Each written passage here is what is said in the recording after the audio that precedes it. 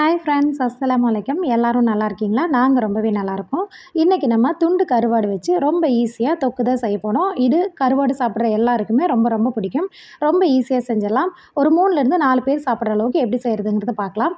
அதுக்கு நான் இந்த அளவுக்கு துண்டு கருவாடு எடுத்து நல்லா சுடுதண்ணி போட்டு நல்லா மண்ணெல்லாம் இல்லாமல் நல்லா வாஷ் பண்ணி எடுத்திருக்கேன்.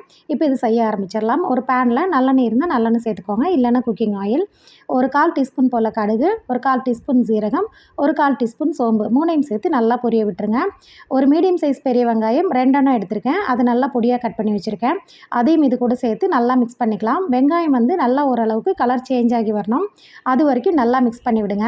இந்த அளவுக்கு வெங்காயம் கலர் நல்லா சேஞ்ச் ஆகி வந்தோடனே நான் ஒரு கொத்து ஃப்ரெஷ்ஷான கருவேப்பிலை, ஒரு 2 பச்சை மிளகாய் கட் பண்ணி வச்சுருக்கேன். அதையும் இது கூட சேர்த்து நல்லா மிக்ஸ் பண்ணிக்கலாம். மிக்ஸ் பண்ணிவிட்டு ஒரு பெரிய தக்காளி பொடியாக கட் பண்ணி வச்சுருக்கேன். இதை நீங்கள் மிக்ஸி ஜாரில் சேர்த்து கூட அரைச்சி கூட போட்டுக்கலாம். அதையும் சேர்த்து நல்லா மிக்ஸ் பண்ணி விடுங்க.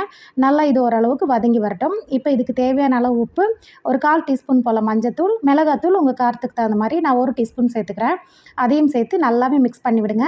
இந்த வெங்காயம் தக்காளி எல்லாமே ஓரளவுக்கு நல்லா மேஷ் ஆகி வரட்டும். இப்போ நம்ம இது கூட ஒரு 1/2 டம்ளர் தண்ணி மட்டும் சேர்த்துக்கலாம். சேர்த்து ஒரு மூடி போட்டு க்ளோஸ் பண்ணிவிடுங்க. உங்களுக்கு இந்த அளவுக்கு பாதியாக வற்றி நல்லா கிரேவி வந்துடும். இப்போ நம்ம வாஷ் பண்ணி வச்சுருக்கிற கருவாடு துண்டுகளை எல்லாத்தையுமே இது கூட நம்ம சேர்த்திக்கலாம்.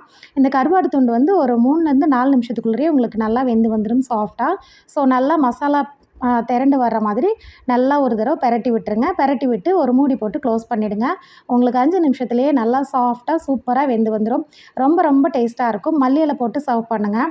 வெறும் ஒயிட் ரைஸோட இது கூட மட்டும் வச்சு சாப்பிட்டு பாருங்கள். அப்பளம் வச்சு சாப்பிடுங்க. ரொம்ப ரொம்ப டேஸ்ட்டாக இருக்கும். இந்த ரெசிபி கண்டிப்பாக உங்களுக்கு பிடிச்சிருக்கும்னு நினைக்கிறேன். என்னோடய சேனலை ஃபஸ்ட் டைமாக பார்க்குறவங்க கண்டிப்பாக சப்ஸ்கிரைப் பண்ணிவிட்டு பாருங்கள். பிடிச்சா மற்றவங்களுக்கும் ஷேர் பண்ணுங்கள். நெக்ஸ்ட் வீடியோவில் பார்க்கலாம். தேங்க்ஸ் ஃபார் வாட்சிங்.